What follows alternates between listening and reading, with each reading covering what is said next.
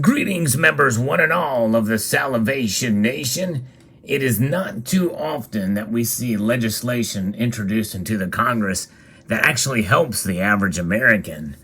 But this case is a very rare exception. And it's such a rare exception, it deserves its own video and mention in a very specific way. I'm going to talk about that very soon. So let's explore!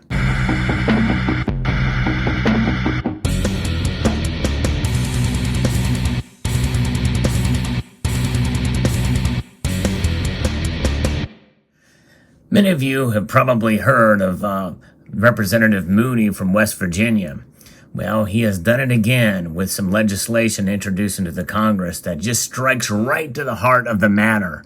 Yes, indeed, which is why it'll probably never see the light of day, even in a committee. But I think it's worthy of mention, and I believe this video especially should be shared far and wide, because I'm going to actually read this word for word. It's that important. You don't need to look at it. I'm going to read it word for word, but nonetheless, it is out there. A friend of mine shared it with me, and I thought this was quite important, and I think this really sums it all up when you think about it, because the title of the bill is the title of this video, and that is to define the dollar as a fixed weight of gold.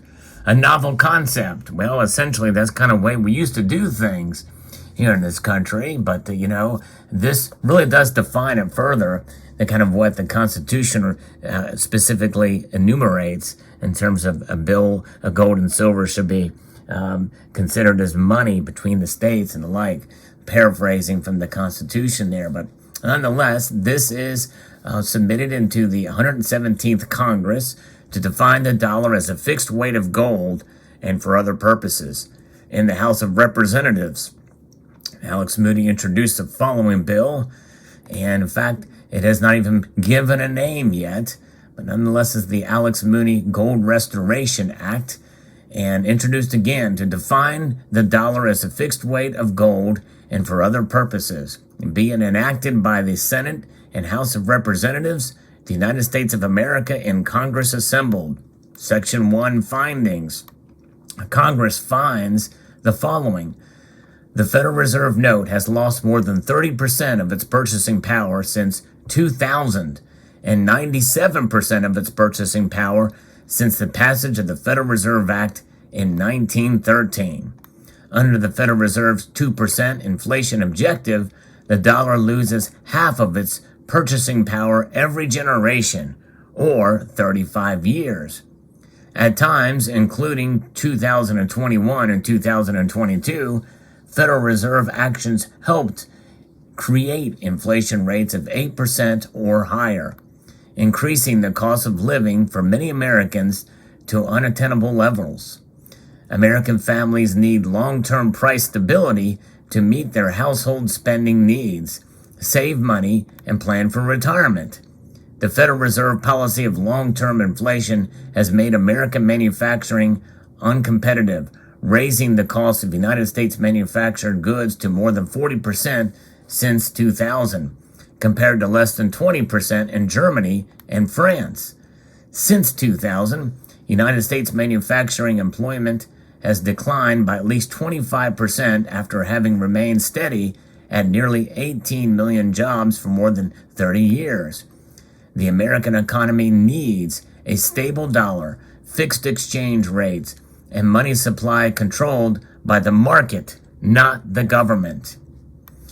The gold standard puts control of the money supply with the market instead of the Federal Reserve, discourages excessive deficit spending, and encourages the balancing of federal budgets. The gold standard means legal tender defined by and convertible into a certain quantity of gold. Under the gold standard through 1913, the United States economy grew at an annual average 4%, one-third higher than the growth rate since then and twice the level since 2000. The Federal Reserve's trickle-down policy of expanding the money supply has primarily enriched the owners of financial assets, while it has endangered the jobs, wages, and savings of blue-collar workers. Restoring American middle class prosperity requires change in monetary policy authorized to Congress in Article 1, Section 8, Clause 5 of the Constitution. And then the Section 2 was to define the Federal Reserve note dollar in terms of gold.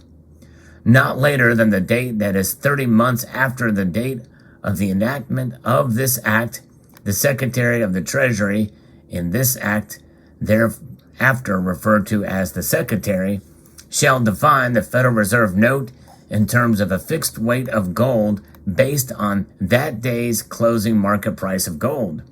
Federal Reserve banks shall make Federal Reserve notes redeemable for and exchangeable with gold at the fixed price determined under paragraph 1, and create processes that facilitate such redemptions and exchanges between member banks and the public.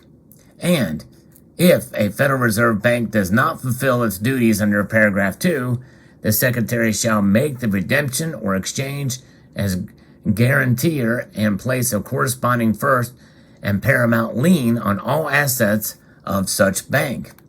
Section 3, the disclosure of holdings, to enable the market and market participants to arrive at the fixed Federal Reserve note dollar gold parity in an orderly fashion during the 30-month period following the date of the enactment of this act.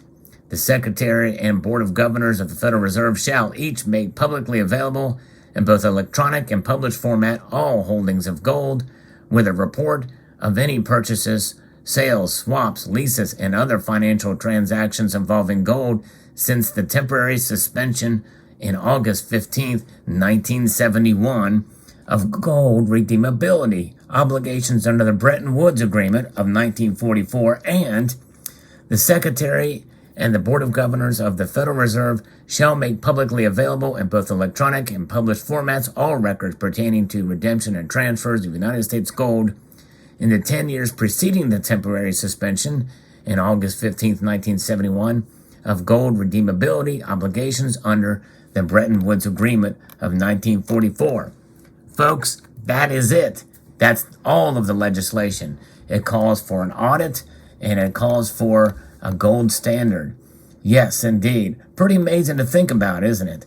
Something that small. This is 5 pages long, that act is, and it is just something else. How this is now being entered into the congressional record, this act, to be searched for. And I think that is something else. I think it's a wonderful thing to have it in there. And they'll never constrain themselves. Yes, this is a pipe dream. But good for Alex Mooney for introducing it. Because really, we could go down this path instead of a great reset. And in a sense, it would be a reset in and of itself. And we would definitely rein in spending and, of course, put a lot of constraints on the Federal Reserve.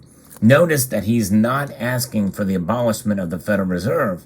He's asking for compliance of the Federal Reserve into this act and in order to provide, convertibility into gold. Now, we do know that the Federal Reserve Act first introduced and enacted in December of 1913. There was a gold standard up until, essentially, for all intents and purposes, 1971. The legislation is exactly correct that the 1971 executive order was meant to be temporary. Temporary, just like the income tax was supposed to be temporary as well, too. But that's just it. Whenever government gets control and you give them more control, they are going to be very reluctant to cede that power. And such is the case here. So I'm glad that that language is in there, that he has in there, that it is indeed temporary. So therefore, using congressional legislation here, you could codify this gold standard. And some people say, well, we just can't just automatically do this. And yeah, maybe not immediately. It will take some doing, obviously. But I think Alex Mooney probably has thought this through. And likely, if we basically do audit our gold reserves, essentially, if all the gold is there, as they say it is, in fact, people I trust, like I think we can trust the former Mint Director Edmund C. Moy, but even our former Treasury Secretary Mnuchin, Stephen Mnuchin. I think that we can probably trust him too, even though I was a little bit concerned about the photos that came out of his visit too. He said glad gold is safe, but my guess is all the gold is there. We could reset everything and still be the superpower that we are. But again, they're still constrained. They do not want to be constrained by gold. They want uninhibited spending and uninhibited control. And this is why the central bank digital currency will win against a sound monetary policy, which is what is being proposed here. So there you have it. Let me know what your thoughts are in the comment section below. I'd like to extend a multitude of gratitude to you all for taking the time to watch and encourage you to please rate, share, comment, and subscribe.